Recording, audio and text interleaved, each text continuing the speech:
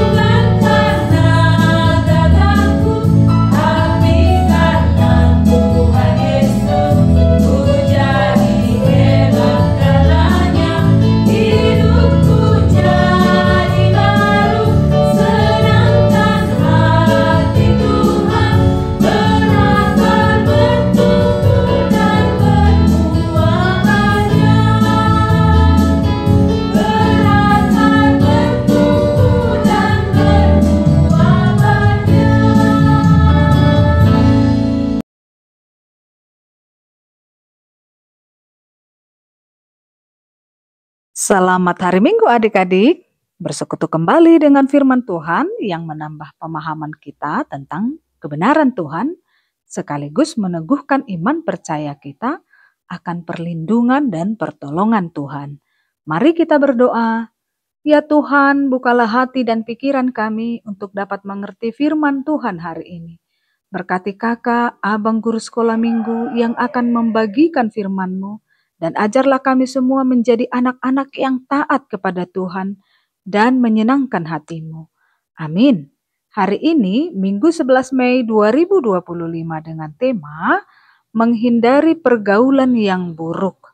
Dari bahan Alkitab 1 Korintus 15 ayat 33. Adik-adik, ada pepatah mengatakan, gara-gara setitik nila rusak susu sebelanga.